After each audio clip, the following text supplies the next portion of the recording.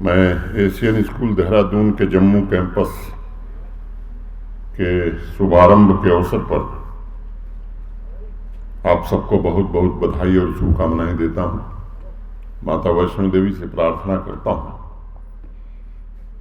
कि आपका यह विद्यालय आने वाले दिनों में इस क्षेत्र में शिक्षा की प्रगति में सहायक हो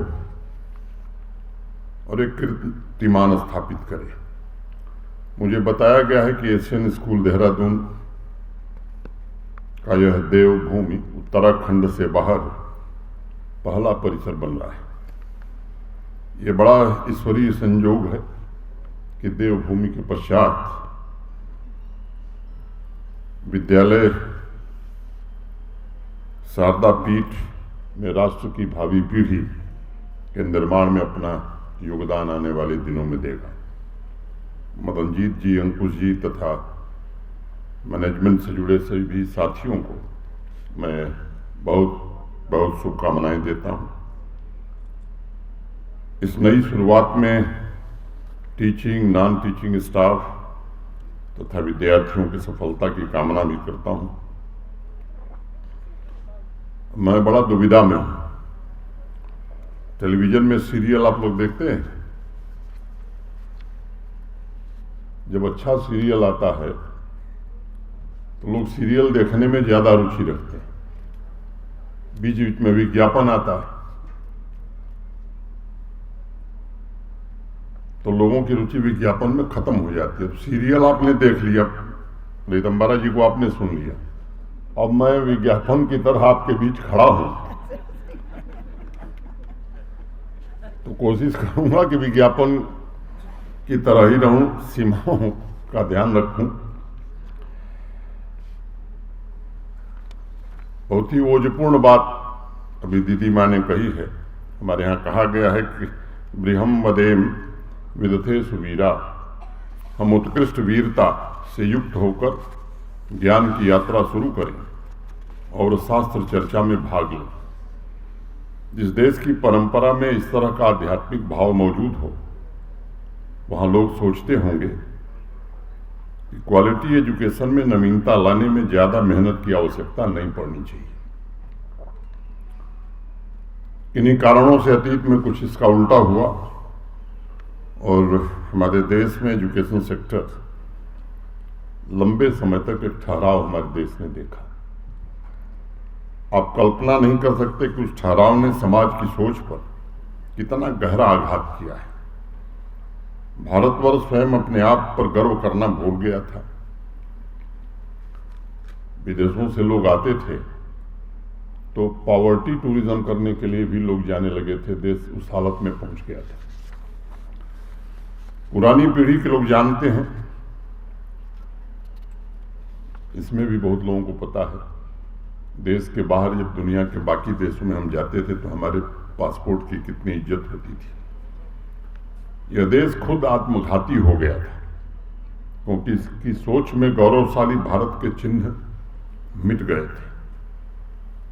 लेकिन समय बदला है। पिछले 9-10 वर्षों में देश अब उठ खड़ा हुआ है।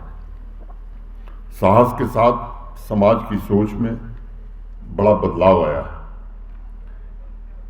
भारत पुनः अपने प्राचीन गौरव को प्राप्त करे, इस दिशा में जहां भारत के प्रधानमंत्री ने संकल्प लिया है, मुझे लगता है कि भारत के आम आदमी ने भी ये संकल्प लिया है।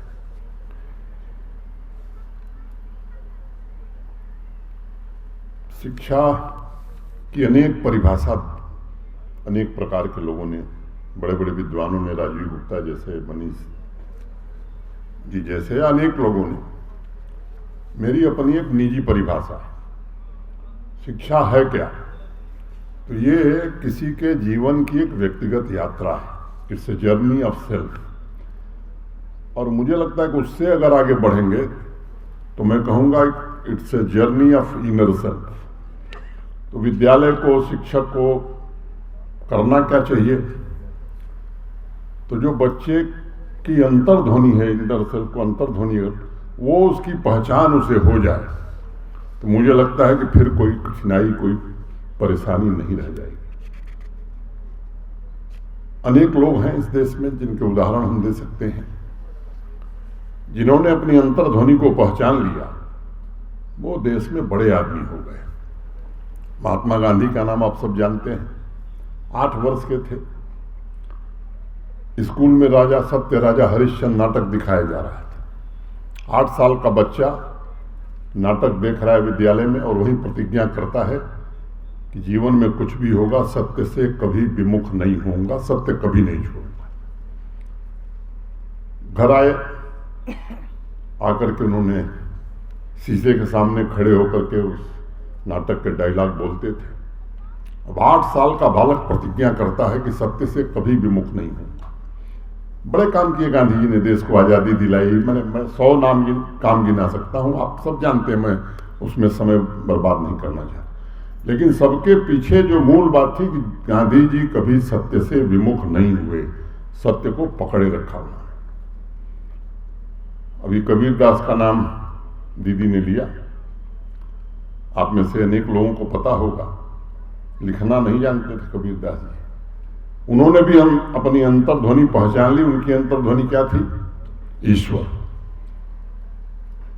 और अंतिम समय जब मैंने गिनती की थी, 1008 PhD कबीरदास पर अब तक देश में हो चुकी है। एक अनपढ़ आदमी जो अपना नाम नहीं लिखना जानता था, तो कभी कभी जो नंबरों का खेल चल रहा है, डिग्री और शिक्षा दोनों में बड़ा अंतर है, इससे देश निकलने की कोशिश कर रहा है। तो इस नंबरों के चक्कर में पड़ने की जरूरत नहीं है। स्कूल का, अध्यापकों का प्राथमिक दायित्व है कि बच्चे की अंतर्ध्वनि क्या है वो उसे पहचान ले। अब अंतर्ध्वनि पहचानने से भी काम नहीं होगा, उसे मेहनत करनी होगी। सचिन तेंदुलकर इंटरमीडिएट पास है, सब लोग जानते हैं, आप भी जानते हैं। वो पहले क्रिकेट नहीं खेलते थे, पिंग पोंग खेलते थे। एक दिन उनकी अंतर्ध्वनि जागृत हो गई और उन्होंने पहचान लिया कि क्रिकेट मेरी अंतर्ध्वनि है। फिर उसने संकल्प किया, क्या शनिवार, क्या रविवार, क्या होली, क्या दीपावली, प्रतिदिन वो मैदान में जाते थे, घंटों घंटों अभ्यास करते थे, प्रैक्टिस करते थे। बहुत सामान्य परिवार के थे सचिन तेंदुलकर। एक समय ऐसा था कि उनके पास एक ही पतलून थी। स्कूल से आते थे, वही पतलून मां धुल करके रख देती थी। कभी कभी गीली पतलून पहन के भी सचिन तेंदुलकर मैदान पर गए, और लेकिन प्रैक्टिस नहीं छोड़ी। उनके पास भी कोई डिग्री नहीं है, लेकिन कौन कह सकता है कि सचिन तेंदुलकर पढ़े लिखे नहीं।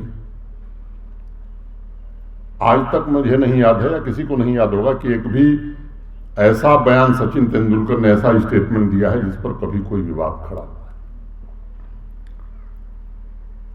तो मुझे लगता है कि ये सबसे बड़ा काम है। तो अंतर्ध्वनि पहचान गया तो मेहनत सचिन तेंदुलकर की तरह करनी होगी। अंतर्ध्वनि पहचान गए और सोए रहेंगे तब तो काम नहीं होगा। तीसरा, वो मैंने कहा कि नंबरों वाला गेम, उसमें पढ़ने की जरूरत नहीं। गांधी जी जीवन में कभी कोई ऐसी बात नहीं कहते थे जिसका उन्होंने खुद प्रयोग न किया। तो शिक्षा के बारे में उन्होंने एक बड़ी महत्वपूर्ण बात कही।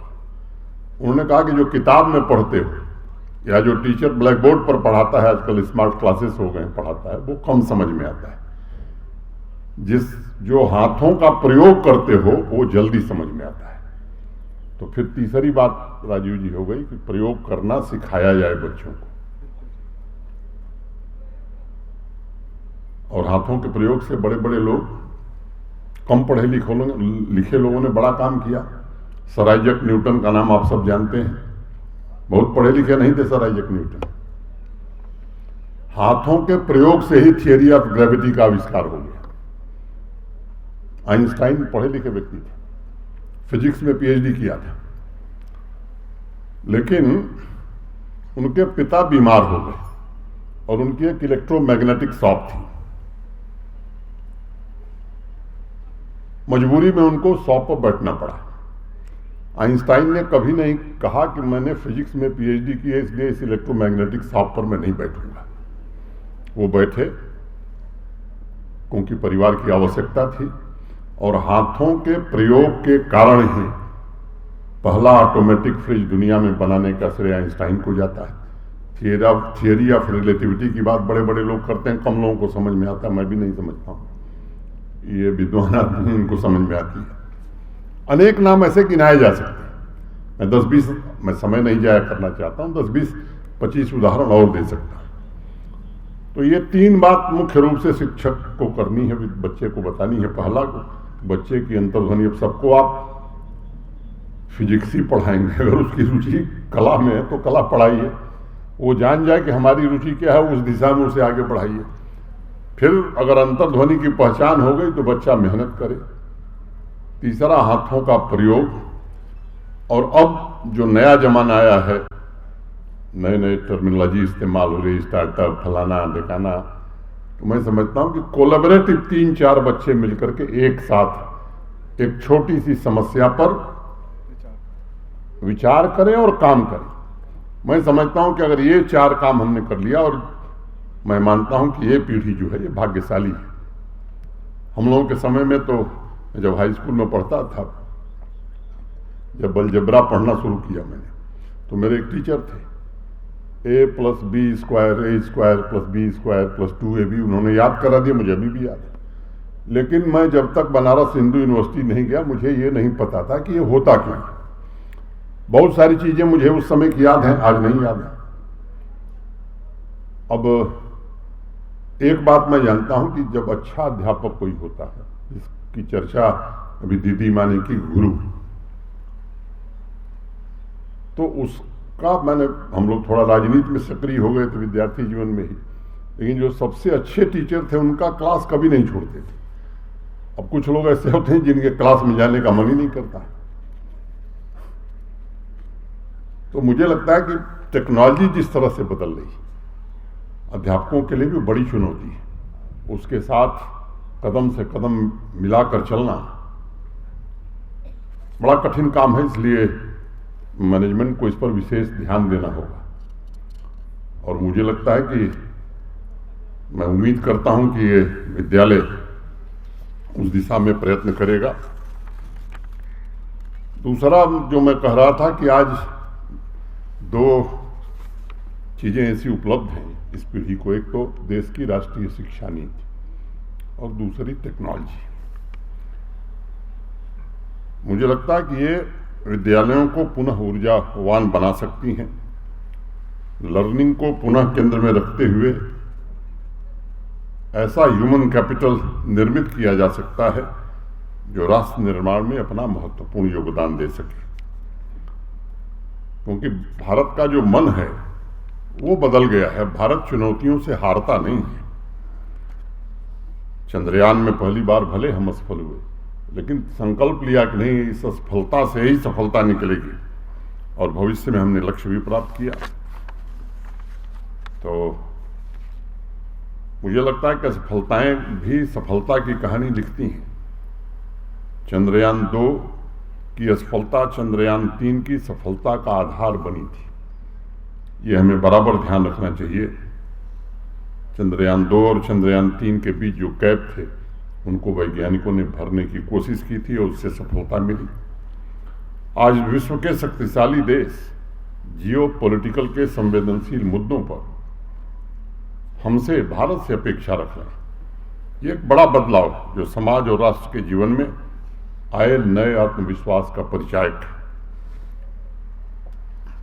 मुझे बताया गया कि 2000 में एशियन स्कूल देहरादून में शुरू हुआ था। 24 साल की यात्रा में इस स्कूल ने शिक्षा के क्षेत्र में, खासकर टेक्नोलॉजी के ग्रोथ के साथ साथ अनेक बदलाव देखे हैं। आज इस दौर में सबसे बड़ी आवश्यकता इस बात की है कि सरकारी विद्यालयों के अलावा निजी क्षेत्र के विद्यालय भी क्वालिटी एजुकेशन में अपनी जिम्मेदारियों का निर्वहन करें। और 2 अनुरोध और करूंगा कि एक्सेसिबल भी हो एजुकेशन और अफोर्डेबल भी हो, ये बड़ा आवश्यक है। सरकार प्रयत्न कर रही है, प्राइवेट सेक्टर भी अगर इसमें आगे आएगा तो मुझे लगता है कि हम अच्छी उपलब्धि हासिल करेंगे। और इसलिए मैं जोर देकर ये बात कहना चाहूँगा कि प्राइवेट स्कूल में भी कुछ आरक्षण गरीब बच्चों के लिए होना चाहिए। केवल फीस के आधार पर ही अगर बच्चे पढ़ेंगे तो मुझे लगता है कि पूरे समाज की चिंता हम नहीं कर पाएंगे। मैं समझता हूँ कि विद्यालय बनाने में बड़ा पैसा लगा है, विद्यालय बनाना चलाना ये कठिन काम, फीस भी लीजिए, लेकिन ऐसे लोगों के लिए भी गुंजाइश रखना ये आवश्यक है। अच्छे स्कूलों में पढ़ना ये अमीरी का पर्याय बन गया है और सामान्य रूप से कहा जाता है कि गरीबों के लिए इनएसेसिबल। इस कलंक से भी देश को बाहर निकालना होगा और ये कुछ हद तक सच्चाई भी है, यही छवि बनी है, उसे तोड़ने की आवश्यकता है। और मैं अंकुश जी से अपेक्षा करूंगा कि शुरुआत आप ही करिए, मुझे प्रसन्नता होगी। एक दूसरी बात, वैश्विक परिवर्तनों को देखते हुए शिक्षा का पूरा जोर स्किलिंग पर ज़्यादा से ज़्यादा हो गया है। क्रिटिकल थिंकिंग पर जोर देने की ज़रूरत है, नैतिक मूल्यों पर जोर देने की ज़रूरत है। स्कूल मात्र सर्टिफिकेट के सेंटर न बने बल्कि इनोवेशन के सेंटर बने। इस पर अगर ध्यान दिया जाएगा तो मैं समझता हूँ कि हम एक उपलब्धि हासिल कर सकते हैं। किसी भी समाज या राष्ट्र के लिए सबसे महत्वपूर्ण संसाधन युवाओं का टैलेंट भी है और कैरेक्टर भी है। ये दोनों साथ साथ आगे बढ़े। किसी भी समाज की महानता इस बात से ही मापी जाती है कि वह समाज नया निर्मित करने की क्षमता कितनी रखता है और उसकी युवा शक्ति कितनी चरित्रवान है। पूज्य महात्मा गांधी कहते थे कि जो शिक्षा चरित्र का निर्माण नहीं करती वह बिल्कुल बेकार है। इसलिए विकसित भारत के निर्माण में आज की अमृत पीढ़ी ऐसी शिक्षा व्यवस्था निर्मित करे जो विद्यार्थियों के समग्र व्यक्तित्व का निर्माण करे। हमारा विद्यार्थी भी ऐसा हो जो विज्ञान और संस्कार का मिला जुला स्वरूप हो, मशीन लर्निंग जाने, आर्टिफिशियल इंटेलिजेंस जाने, नैनो टेक्नोलॉजी जाने। तो मुझे लगता है कि भारत की संस्कृति और परंपरा में भी प्रवीण हो। प्राचीन समय से हमेशा हमारे गुरुजनों ने, शिक्षाविदों ने संतुलित व्यक्तित्व और संतुलित शिक्षा पर बल दिया है। वही अनुशंसा आज राष्ट्रीय शिक्षा नीति भी कर रही है और साथ ही विद्यार्थियों को आज़ादी भी दे रही है। आज परीक्षा पर चर्चा का एक कार्यक्रम माननीय प्रधानमंत्री जी देश भर के विद्यार्थियों को संबोधित कर रहे हैं। विद्यार्थियों को स्वतंत्रता, फ्रीडम बड़ा आवश्यक है, क्योंकि अपने पैशन के अनुसार वो अपनी शिक्षा तय कर सकें, अपने सब्जेक्ट तय कर सकें। मैं सभी विद्यार्थियों को याद दिलाना चाहूँगा कि वो उस विरासत के उत्तराधिकारी हैं जिसकी संस्कृति कहती है, नायमात्मा बलहीन न लभ्य। कमजोर व्यक्तित्व कभी भी अपने लक्ष्य तक नहीं पहुँच सकते। यहाँ कमजोर का मतलब शारीरिक रूप से कमजोर नहीं, बल्कि आत्मिक रूप से कमजोर। इसलिए मैं ऊर्जावान विद्यार्थियों को देश की सबसे बड़ी संपदा मानता हूँ और विद्यार्थी की वह ताकत जो परिवर्तन का एकमात्र कारक है, जो विकास का एकमात्र उत्प्रेरक है, इस भाव को जो मूल तत्व है, वह कहता है कि हर एक विद्यार्थी के अंदर एक नैतिक मूल्यों वाले व्यक्तित्व का निर्माण आवश्यक है, ताकि जो सीखा है उसे वह राष्ट्र निर्माण में लगा सके। जिस क्षण विद्यार्थी संघर्ष और चुनौतियों के बीच अपने सामाजिक कर्तव्यों को पूरी तरह से पालन करने लगेगा, धारा के विपरीत जाने का साहस जुटाएगा, बाधाओं से जूझने की क्षमता पैदा करेगा, तब उनका व्यक्तित्व निखरता है। सफर की लंबी तथा कठिन यात्रा भी आसान मालूम होने लगती है। इसलिए मैं समझता हूं कि क्वालिटी एजुकेशन ही एकमात्र माध्यम है जो राष्ट्र की विकास यात्रा को रचनात्मक बना सकता है, समाज में साइंटिफिक टेम्पर विकसित कर सकता है और आधुनिक समय की चुनौतियों का मुकाबला करने लायक समाज बना सकता है। मैं विज्ञापन से मैं भाषण की तरफ बढ़ता गया, इसलिए मैं मंच पर विराजमान सभी लोगों के प्रति हृदय से कृतज्ञता ज्ञापित करता हूँ।